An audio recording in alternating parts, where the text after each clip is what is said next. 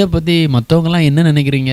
இது வந்துக்கிட்டு உங்களுக்கு சரி பாஸ்டர் பண்ணிடுவோம் பாஸ்டர். பாஸ்டர் காசை கரியாக்கிறதுக்கு பதிலாக ஒரு கான்சர்ட் வைக்கலாம்ல பாஸ்டர்? கான்சர்ட்னா கச்சேரியா? ஆமாம், நம்ம நவீன தாவீது ஆல்வின் ஜெபராஜை கூப்பிட்டு ஒரு கச்சேரி வச்சுருவோம். அவருக்கு இருக்கக்கூடிய ஃபேன்ஸுக்கு கூட்டம் நம்ம சபையில் அலமோதும்ல. அது பயங்கரமாக செலவாகுமே பிரதர். இது செலவு இல்லை பாஸ்டர், வரவு. கொஞ்சம் யோசிச்சு பாருங்க. ஒரு டிக்கெட் 1000 ரூபான்னு விற்றா எவ்வளவு லாபம் வரும்னு யோசிச்சு பாருங்க. செலவுன்னு பார்த்தா நம்ம பிரதர் ஆல்வின் ஜெபராஜ் அண்ட் டீமுக்கு கொடுக்க வேண்டிய அமௌண்ட்டு, அதுக்கப்புறம் நல்ல ஒரு சவுண்ட் சிஸ்டம், அது 25.1 சரௌண்டை கொண்டு இறக்கிடுவோம். அப்புறம் கான்சர்ட்டை ஃபோட்டோ வீடியோ எடுக்கிறதுக்கு நம்ம பசங்க இருக்கிறாங்க, அவங்க எல்லாம் பார்த்துருவானுங்க. ஒரு செகண்டுக்கு ஒரு ஃபோட்டோன்னு அடித்து தள்ளிடுவானுங்களா. எபினேஸ்வருடைய ஐடியா பிரம்மாண்டமாக இருக்க. முடியுமா? யாருக்கிட்ட? வான வேடிக்கையும் கச்சேரியும் வச்சுருவோம். இதில் யாருக்காவது மாற்று கருத்துக்கள் எதுவும் இருக்கா? இதெல்லாம் நான் போன வருஷம் கொடுத்த ஐடியா, நம்ம சொல்லும்போது யார் கேட்டா? ஓகே. அப்புறம் எல்லா வருஷமும் நம்ம கிறிஸ்மஸுக்கு ஆயத்தமாகிறது போல் இந்த வருஷமும் சர்ச் கிளீனிங், சீரியல் பில் போடுறது, ஸ்டாரை கட்டுறது, கிறிஸ்மஸ் ட்ரீ வைக்கிறது, இதெல்லாம் நம்ம ப்ராப்பராக செஞ்சுருவோம். கிறிஸ்மஸ் ட்ரீ எவ்வளோ உயரம் இருக்கும்? அது ஒரு 50 அடி. 50 அடி என்ன வயல் நாத்தா நடப்புரிய? ஒரு பனைமரம் ஹைட் வேண்டாமா? போன வருஷம் மாயவரம் சர்ச்சில் கிறிஸ்மஸ் ட்ரீ எவ்வளோ ஹைட்டுன்னு தெரியுமா? 110 அடி. இந்த வருஷம் நம்ம சர்ச்சில் வைக்கிற கிறிஸ்மஸ் ட்ரீ 125 அடியாவது இருக்கணும், இல்லைன்னா இங்கே வெகலம் நடக்கும். 120-125 அடி சாத்தியமா? பண்ணலாம் பாஸ்டர், நம்மகிட்ட தான் ஆள் இருக்குல்ல. மாயவரம் சர்ச்சை விட நம்ம என்ன குறைஞ்ச ஆட்களா? சரி, அப்போ அப்படி பண்ணிடுவோம். நம்ம அதை எது எப்படியோ எனக்கு ஒரு 10 லட்ச ரூபா ஒதுக்கிடுங்க. எதுக்கு பிரதர்? ஒரு செண்டை மேலே கொண்டு இறக்கிடுவோம். ஒரு 50 பேர் ஒரு நாள் முழுக்கன்னு நடிப்பாங்க. அடி எப்படி இருக்கும் தெரியுங்களா? ஒரு மாதிரிப்பட்ட அடியாகும். இங்கே அடித்தா மாயாபுரம் சர்ச் வரையும் கேட்கும். அந்த அடிக்கு ஆடாதவனும் ஆடுவான். ஆடாதவனும் ஆடுவான்னா அது பண்ணிடுவோம். இது போக 100 கிலோ கேக்கு, 3000 கலண்டரு, 4000 டைரி, சாக்லேட்டு, வசன போர்டு, வாக்கு தத்த அட்டை எல்லாத்தையும் நானே பார்த்துக்கிறேன். இதுக்கு 10 லட்சம் ஆகுமா? நம்மளை விட பெருசாக பணம் அடிப்பான் போல இருக்கேவன். எப்போ கிளீட்டஸு இந்த பில்லெல்லாம் கரெக்டாக கொண்டு வந்து கொடுத்துருன்னு. அதெல்லாம் இருக்கட்டும். இந்த வருஷம் நம்ம கிறிஸ்மஸ் சிறப்பு செய்தியாளர் யார்? போன வாட்டி வந்த பிரசங்கியாரை கூப்பிட்ருவோமா? சிச்சி, அவர் முதல்ல ஃபேமஸே கிடையாது. போன வாட்டிலாம் போர் அடிக்க வச்சுட்டாரு. ஒரே பைபிளு வசனம்னு சொல்லி ஒரு கதை கிடையாது, ஒரு தீர்க்கதரிசனம் கிடையாது, ஒரு வாக்கு தத்தம் கிடையாது, ஒரு பாட்டு கிடையாது, ஒரு வல்லமை கிடையாது. எல்லாம் பாதி பேருங்கிறது தூக்கம்தான். ஞாபகம் இருக்கா? நான் சொல்ல நல்லா கேட்டுக்கிடுங்க. கூப்பிட்டா மாசு பாஸ்டரு இல்லைன்னா ஸ்பிரிட் சுந்தரத்தை கூப்பிடுங்க. அவங்க 2 பேரும் தான் இப்போ பயங்கர பாப்புலராக இருக்காங்க. அவங்க வந்தால் தான் மக்கள் கொஞ்சம் இன்ட்ரெஸ்டிங்காக வருவாங்க, கொஞ்சம் ஆசீர்வாதமாகவும் இருக்கும். சொன்னால் கேளுங்க. அதெல்லாம் ஒன்றும் வேண்டாம். மாசு பாஸ்டர் அமௌண்ட்டு வச்சு தீட்டிடுவார். ஸ்பிரிட் சுந்தரம் 5 ஸ்டார் ஹோட்டலு, ரேஞ்ச் ரோவர்னு கேட்பாரு. புக் பண்ணி கொடுப்பியா நீ? சபை மக்களுடைய காசு இல்லை, ரத்தம்ல அது. வேணா ஒன்று செய்வோம், மிராக்கிள் மெர்லினா கூடுவோம். எப்படி? அவருக்கு இப்போ தான் மார்க்கெட்டு சூடு பிடிச்சிட்டு வருது தெரியுங்களா? அவரை கூப்பிட்டா தான் சீப் அண்ட் பெஸ்ட்டாக முடியும். எப்படி? சரி, அப்போ நம்ம மிராக்கிள் மெர்லினே கூப்பிட்ருவோம். கிளீட்டஸ் பிரதர், அப்போ நீங்கள் இந்த வால் போஸ்ட்டு, இந்த டிவி ஆடு, கைப்பிரதி, நியூஸ் பேப்பர் ஆடு இதெல்லாம் நீங்கள் கொடுத்துருங்கண்ணே. எப்போ கிளீட்டஸு அதை அந்த 10 லட்ச ரூபாக்குள்ளே முடிக்க பாருண்ணே. எக்ஸ்ட்ரா வந்து கேட்கக்கூடாது பார்த்துக்க. சரி, ஒரு முக்கியமான விஷயத்தை மறந்துட்டோமே. சாப்பாடுக்கு என்ன பண்ண போகிறோம்? மந்த அடியிலேருந்து ஒரு மாஸ்டரை கொண்டு வந்து ஒரு அருமையான வெஜ் மீல்ஸை போட்டுருவோமா? எப்போ கிளீட்டஸு கிளம்பலையா நீ இன்னும்? போன வாட்டி நம்ம 50 கிடா வெட்டியுமே நமக்கு பத்தலை பிரதர்ஸ். நம்ம என்ன பண்ணலாம்? அப்போது இந்த வாட்டி 80 கிடா வெட்டி மக்களுக்கு ஒரு நல்ல மட்டன் பிரியாணி கொடுத்துருவோம். அப்போ பட்ஜெட் எகிரிருமே. எவ்வளோ செலவாகும் தோராயமா? எப்படியும் ஒரு 50 லட்சமாவது ஆயிரும் பாஸ்டர். 50 லட்சம் ஆயிருமா? அப்போ பட்ஜெட்டு கொஞ்சம் முன்ன பின்ன ஆனால் என்ன பண்ணலாம்? அதுக்கு தானே கிறிஸ்மஸ் கேரல் இருக்குது. நமக்கு போகிற இடத்த கொஞ்சம் பெருசாக்கி ரிச் ஏரியாவா, பங்களாவா இருக்கக்கூடிய ஏரியாவாக பார்த்து கவர் பண்ணி போவோம். பத்தலன்னா சபையில் ஒரு ஸ்பெஷல் ஆஃபரிங் ஒன்று போட்டுருவோம். அப்போ உங்ககிட்ட பிளான் இருக்கு இல்லையா? அப்போ ஒரு ஸ்பெஷல் காணிக்கையை போட்டுருவோம். ரொம்ப முக்கியமான ஒரு விஷயத்தை நான் சொல்ல போகிறேன். பல வருஷம் பண்ணணும்னு நினச்சி பண்ண முடியாமல் போன ஒரு விஷயம். சர்ச்சுக்கு வெளியே இருக்கக்கூடிய பாவப்பட்ட மக்களுக்கு கிறிஸ்மஸ் அன்னைக்கு ரொம்ப சிம்பிளாக ஒரு சாப்பாடு கொடுப்போம். அதுக்கு எங்கே பாஸ்டர் பட்ஜெட் இருக்குது? அதுக்கு எவ்வளோ ஆக போகுது? 3500 கூடி போனால் 4000 ரூபா ஆகும். செலவாக பண்ணிடுவோம். அவங்கள கவனிக்கக்கூடிய பொறுப்பு நம்மகிட்ட இருக்குல்ல. இந்த பிளானிங்லாம் எல்லாருக்கும் பிடிச்சிருக்குல்ல? ஜெபத்தோடு துரிதமாக வேலைகளை ஆரம்பிப்போம்.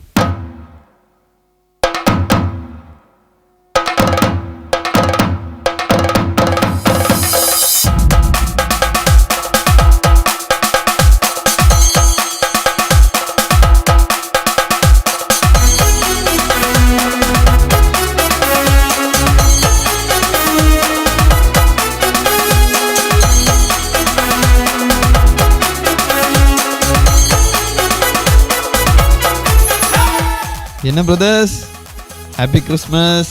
Happy Christmas pastor. Happy Christmas pastor. Happy Christmas pastor. என்ன பிரதர்ஸ், அரேஞ்ச்மெண்ட்ஸ்லாம் எப்படி போயிட்டு இருக்கு? பாஸ்டர், செண்டை சவுண்ட் எப்படி இருக்கு?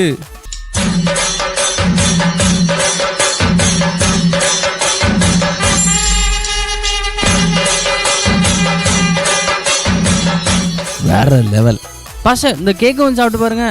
கேக் சூப்பரா இருக்கு. பாஸ்டர், கிறிஸ்மஸ் ட்ரீ பாத்தீங்களா? சரியான ஹைட்டா இருக்க, உச்சியே தெரியலையே. பாஸ்டர், பிரியாணி இன்னும் தம்மில் தான் இருக்கு. உங்களுக்காக ஒரு பீஸ் கொண்டு வந்தேன். இது எப்படி இருக்குன்னு பாருங்க. மட்டன் பிரியாணி தான் பிரதர், வேற லெவல். பாஸ்டர், கையோட வந்து இந்த வான வேடிக்கை ஸ்டார்ட் பண்ணி வச்சிருங்க பாஸ்டர். நாம் அனைவரும் அவளுடன் எதிர்பார்த்து கொண்டிருந்த வான வேடிக்கை நிகழ்ச்சி இப்பொழுது இந்த அரங்கத்துக்கு முன்பாக நடக்க இருக்கிறது. நம்முடைய போதகர் அவர்கள் அதிலே முதலாவது வான வேடிக்கையை கொளுத்தி அது வானத்தின் மேல் சீறி பாய்வதை நமக்கு காண்பிப்பார்கள். அனைவரும் இந்த அரங்கத்திற்கு முன்பாக கூடி வருமாறு தாழ்மையுடன் உங்களை கேட்டுக்கொள்கிறேன். வாங்க எல்லாரும் தள்ளிடுங்க, பாஸ்டர் இடம் கொடுங்க. பாஸ்டர் அவர்கள் இப்பொழுது முதலாவது வான வேடிக்கையை கொளுத்த இருக்கிறார்கள். பாஸ்டர், பின்னாடி போகாதீங்க பாஸ்டர், முன்னாடி வாங்க, பயப்படாதீங்க பாஸ்டர்.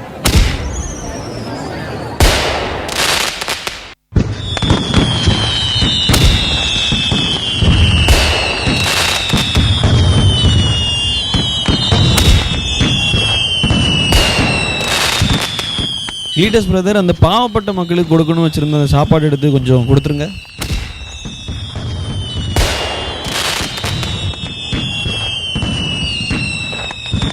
ஐயா, இன்னைக்கு என்னையா விசேஷம்? இன்னைக்கு கிறிஸ்மஸ்லா? கிறிஸ்மஸ்னா என்னையா? கிறிஸ்மஸ்னா இயேசு கிறிஸ்துக்கு பிறந்த நாள்ல. யார் பெத்த பிள்ளையோ தீர்க்க ஆயுசா நல்லா இருக்கட்டு. இந்த இயேசுன்னு சொன்னீங்கல்ல ஐயா, அவர் யாரையா? இயேசுனா கடவுள். அவர் எங்க இருக்காரு? அவர் பரலோகத்தில் இருக்காரு. பரலோகத்துலேருந்து பூமிக்கு வந்த நாள் தான் கிறிஸ்மஸ். இது தெரியாதா உங்களுக்கு? அவர் எதுக்கு பூமிக்கு வந்தாரியா? அவர் இல்லையா, அவர் வந்தார். சின்ன வயசில் படித்தது அதெல்லாம் ஞாபகம் வச்சுட்டு இருக்க முடியுமா?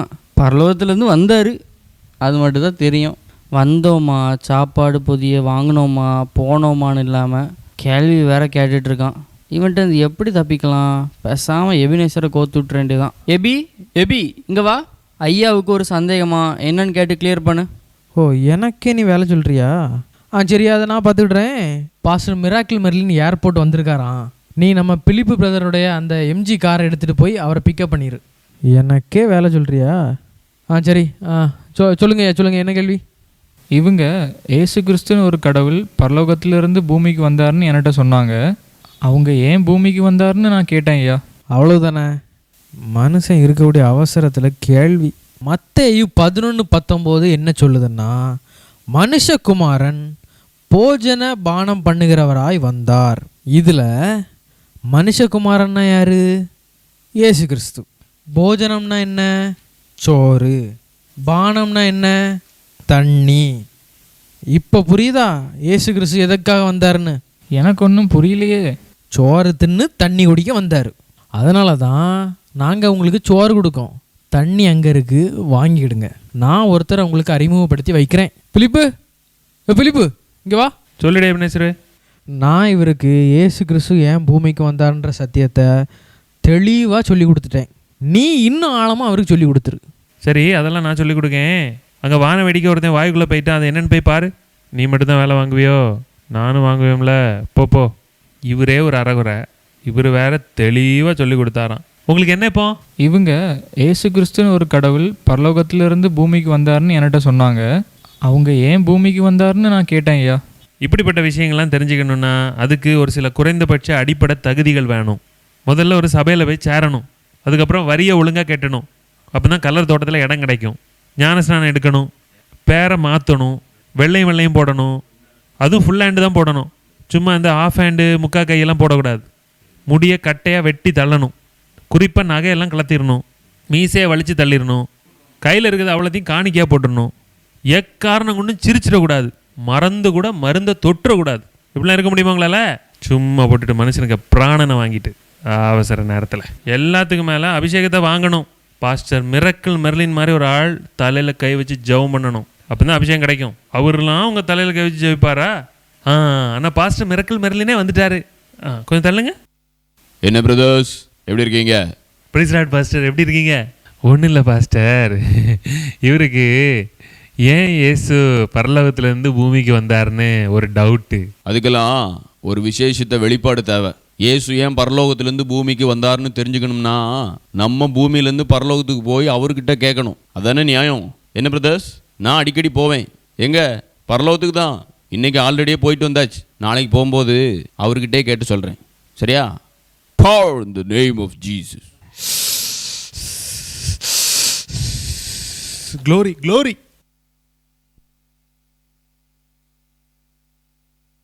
யா, நீங்கள் கேட்ட கேள்வியெல்லாம் நான் பார்த்துட்டு தான் இருந்தேன். இதெல்லாம் ரொம்ப ஆழமான விஷயம்.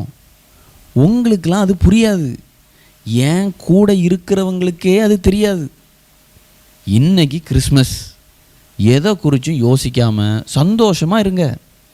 வேணும்னா வாங்க, கூட ஒரு பார்சல் கூட நான் தாரேன். போயிட்டு வாங்க. டேய், என்னங்க கூட்டம்?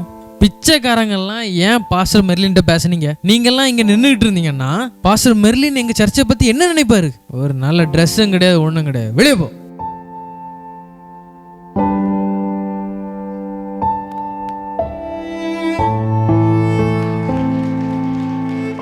உங்களுக்காவது தெரியுமாயா ஏசு கிறிஸ்து ஏன் பூமிக்கு வந்தாருன்னு? நான் ஏன் பூமிக்கு வந்தேன்னு சொல்கிறேன். முதல்ல இதை நீங்கள் சாப்பிடுங்க. ஓஹோ, அப்போ உங்களுக்கு தான் பிறந்த நாளா? நீங்கள் தான் ஏசு கிறிஸ்துவா? ஆமாம், நான் தான் இயேசு கிறிஸ்து. உங்கள் பிறந்த நாளை உள்ள அமோகமாக கொண்டாடிட்டு இருக்காங்க. நீங்கள் ஏன் வெளியே இருக்கீங்க? உள்ளே இருக்கிறவங்களுக்கு நான் முக்கியம் கிடையாது. கிறிஸ்மஸ் என்கிற இந்த நாள் தான் அவங்களுக்கு முக்கியம். என்னைக்கு அவங்க எனக்கு முதலிடம் கொடுக்குறாங்களோ அன்னைக்கு நான் உள்ளே இருப்பேன். அவங்களுடைய செயல்கள்லையும் நான் சந்தோஷப்படுவேன். இப்போ சொல்கிறேன், நான் ஏன் பூமிக்கு வந்தேன்னா மனுஷனை பாவத்திலிருந்து விடுதலையாக்கி அவனுக்கு புதிய வாழ்வு கொடுக்கறதுக்காகத்தான் நான் இந்த பூமிக்கு வந்தேன். பாவம்னா என்ன? அது ஒரு பெரிய சம்பவம். ஆதியில் நாங்கள் வானத்தையும் பூமியையும் படைச்சோம். பூமியை ஆளுகை செய்ய ஆதாமையும் ஏவாளையும் படைச்சோம். அவங்களுக்கு ஏதேன் என்கிற